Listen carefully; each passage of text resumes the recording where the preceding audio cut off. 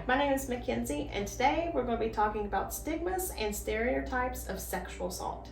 Number one, sexual assault is stranger on stranger crime, and that is not true. Most of the time when a sexual assault or any kind of sexual violence crime occurs, the victim knows the assailant, whether if it's a family member, a friend, an acquaintance, somebody that they are in a relationship or have been in a relationship with, they know who the person is most of the time. Number two, women can only be sexually assaulted, and that is false. Both men and women experience sexual assault. It's not just gender-based or income-based or race. Sexual assault can happen to anybody. Number three, victims are at fault for sexual assault, and that is not true. If someone is sexually assaulted, it is never their fault. Rapes are planned out in advance most of the time. It's somebody that they know, and it doesn't matter what they were wearing or if they were intoxicated or not. At the end of the day, you have to ask for consent. And if that person does not consent and you force them to do any kind of sexual act, that is sexual assault. Number four, if you are in a relationship with someone, you can't experience sexual assault. That is false. It doesn't matter if you are in a relationship or married to someone. If you do not give consent at the time, then it is sexual assault if they force sex on you. Number five, if you are intoxicated, you can have sex and it's okay. False. If you are intoxicated by drugs or alcohol, you do not have the proper mindset to give consent. It doesn't matter if you are over 18 or not and that happens to you. If you are under the influence of any kind of substance, you cannot give consent, which means if someone forces you to have sex, that is sexual assault. Number six, if a person doesn't say no verbally, then it's okay to have sex. And that is not true. There are several different ways to say no to sex. So it doesn't, saying no, of course, is a way of saying you don't want to. Body language is a big cue. If you try to pull away or if you close up, those are some ways that people can know that, you're uncomfortable. People can normally tell when someone is uncomfortable in a situation. So just because you didn't verbally say it or you couldn't bring yourself to say no verbally, the actions and how you act let the person know that you are not okay with that.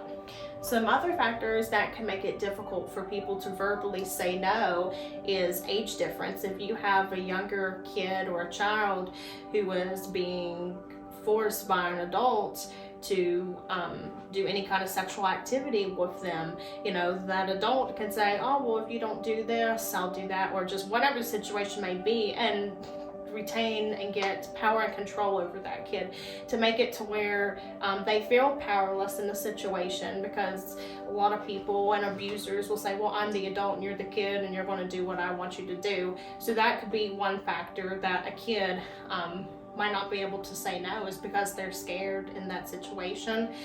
Intimidation can also be another factor to where people can't verbally say no or consent to having sex.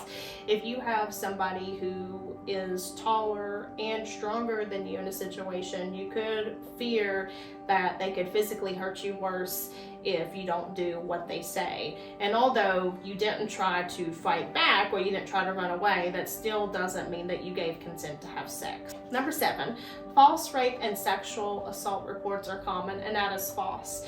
People who have been sexually assaulted, a lot of times when they don't follow through with it, they might go and get the kit done, but then they decide not to press any charges. And a big reason is so that they don't feel judged.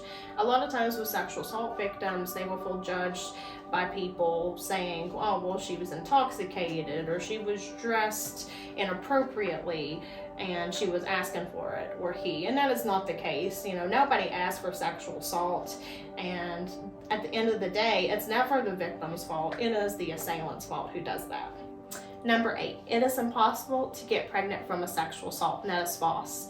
It doesn't matter if someone is sexually assaulted or not. A woman can get pregnant regardless, although there are certain factors that can make it to where they won't. Some of those factors is if a woman is ovulating, if she's on birth control, or if she is unable to have children. Number 9, if a rape really occurred, the victim would report immediately, and that is not true. There are several different reasons why someone might wait to report or not report at all.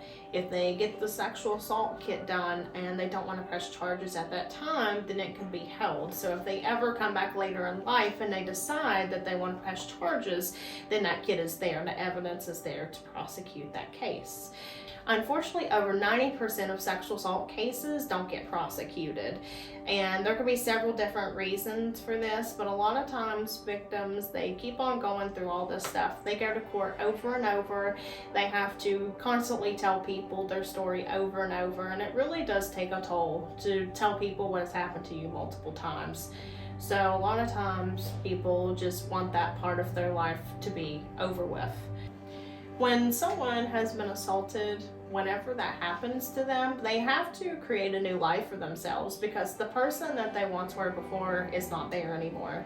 So they can take what has happened to them and it makes them stronger, and they might be able to help people who's been through this and understand what they're going through. And unfortunately, with people who have had this happen to them, I feel like they are more supportive because they know how people feel who's been through this. We thought it was a very important topic to talk about the stereotypes and stigmas of sexual assault because stigmas and stereotypes have been around for generations on this topic. You know, I think it's time that we all come together and we educate ourselves on this so we can break that.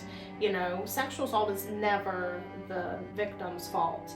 You know, they are planned out, and it doesn't matter, you know, what was happening at that time. If consent wasn't given, then it's not okay to force somebody to have sex. So hopefully you learned something from this video, and thank you for spending time with me today. And if you'd like to learn more, just contact us. Thank you.